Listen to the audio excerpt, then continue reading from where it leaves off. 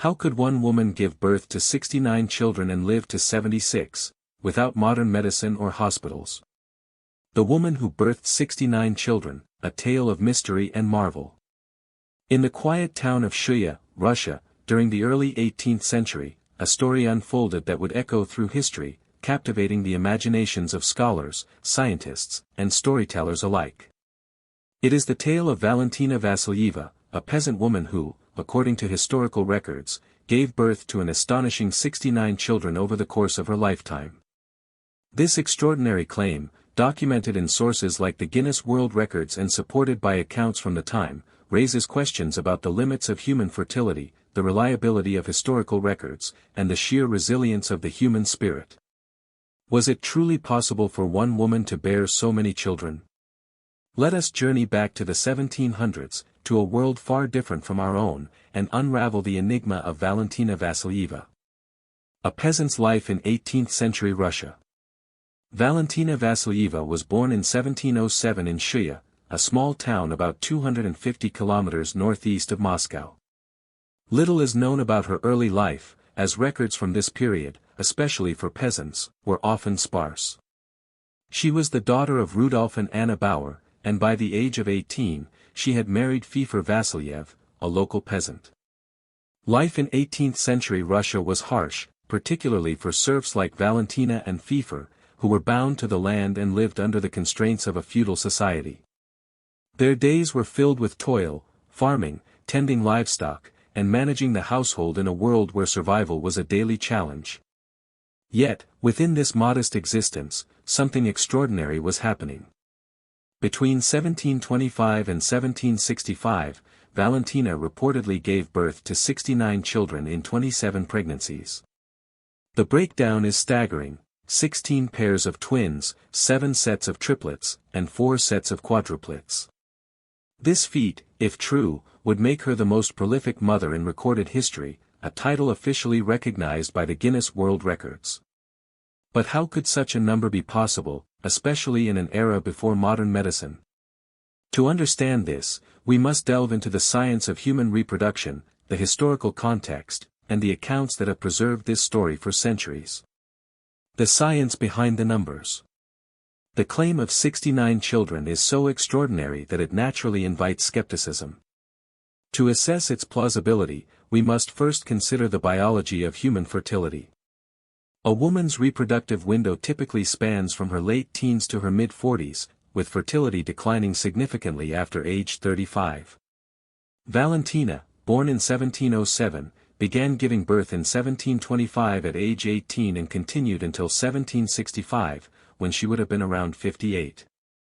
This 40-year period is unusually long for sustained fertility, especially given the physical toll of repeated pregnancies.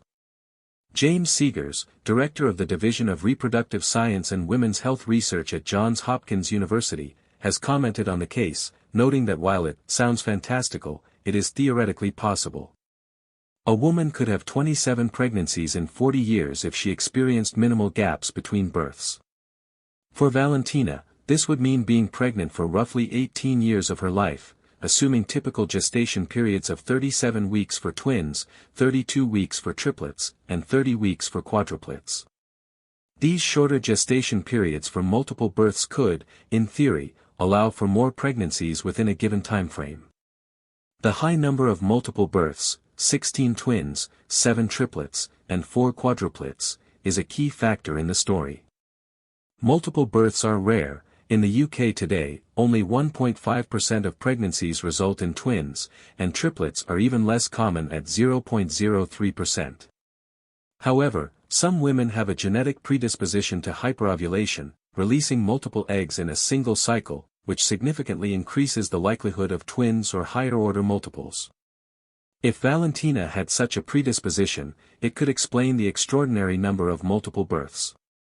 Still, even with hyperovulation, the physical demands of 27 pregnancies, especially in the 1700s, would have been immense. Pregnancy and childbirth in the 18th century were fraught with danger. Without modern medical interventions like caesarean sections or antibiotics, maternal and infant mortality rates were high.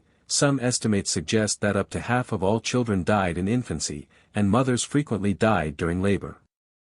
Remarkably, records claim that 67 of Valentina's 69 children survived infancy, an extraordinary statistic for the time.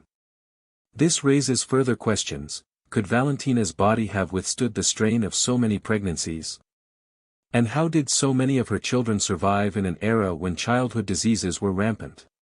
Historical records, fact or legend? The story of Valentina Vassilyeva comes to us through several historical sources, though none are without controversy. The earliest known account appears in a 1783 issue of the Gentleman's Magazine, which cites a letter from an English merchant in St. Petersburg. The letter, dated August 13, 1782, describes Feofor Vassilyev, then 75 years old, as a peasant in perfect health who had fathered 69 children with his first wife, Valentina, through 27 births, 4 sets of quadruplets, 7 sets of triplets, and 16 pairs of twins. Feofor reportedly went on to have 18 more children with a second wife, bringing his total to 87. This account was corroborated by a report from the monastery of Nikolsk, sent to the Moscow government on February 27, 1782, which detailed the same numbers. The monastery's records were meticulous, as they documented births for official purposes. Additional references appear in later publications, including an 1834 book, St. Petersburg Panorama, and an 1878 article in The Lancet, which noted that the French Academy of Sciences had investigated the case but was told by a Russian official that further verification was unnecessary, as the family was known in Moscow and had received government favors. Despite these sources, doubts persist. Julia Bell, in a 1933 article in Biometrica, cautioned that the claims should be viewed with suspicion, as they rely on second-hand accounts and lack detailed records of the children's names or birth dates. Marie Clay, in her 1989 book Quadruplets and Higher Multiple Births, acknowledges variations in the story but suggests there is some truth to it. The Guinness World Records, while recognizing Valentina as the most prolific mother, advises taking the exact number with a pinch of salt due to the limitations of 18th-century record-keeping. One intriguing detail is the absence of Valentina's first name in some early records. While later sources identify her as Valentina, earlier accounts refer only to Mrs. Vassilyev. This anonymity, common for women of the time, adds to the mystery. Furthermore, a photograph often associated with Valentina and her children has been debunked. It actually depicts Joseph F. Smith, a 19th-century figure, and his family, as confirmed by Snopes and other fact-checking sources. The human story behind the numbers. Beyond the numbers and scientific speculation lies the human story of Valentina Vassilyeva. Imagine her life, a peasant woman in a small Russian town, enduring the physical and emotional demands of 27 pregnancies over 4 decades. Each labor, especially those involving triplets or quadruplets, would have been a grueling ordeal, yet she reportedly survived to the age of 76, an impressive feat in an era when life expectancy was around 40. Valentina's story is not just one of biological marvel but also of resilience. She and Feofor raised 67 surviving children, a logistical feat that would have required immense resources and organization. As peasants, they likely had little wealth, yet historical accounts suggest the family received government assistance, possibly due to their fame. The children, too, must have played a role in supporting the household, as was common in large families of the time. What drove Valentina and Feofor to continue having children? In the 18th century, large families were not uncommon, as children were seen as economic assets, helping with farm work and ensuring the family's survival. Religious and cultural beliefs may also have played a role. The Russian Orthodox Church, influential at the time, viewed procreation as a divine duty. If Valentina and Feofor followed these beliefs, as the modern-day Duggar family did in choosing to let God determine their number of children, their large family might reflect a combination of faith, biology, and circumstance. Modern comparisons and scientific advances. To put Valentina's story in perspective, consider modern examples of large families. Michelle Duggar, of the reality show 19 Kids and Counting, gave birth to 19 children over 21 years, including 2 sets of twins. While impressive, this pales in comparison to Valentina's 69. However, Michelle benefited from modern medicine, including access to prenatal care and safer childbirth practices. Valentina, by contrast, had no such support, making her story even more remarkable.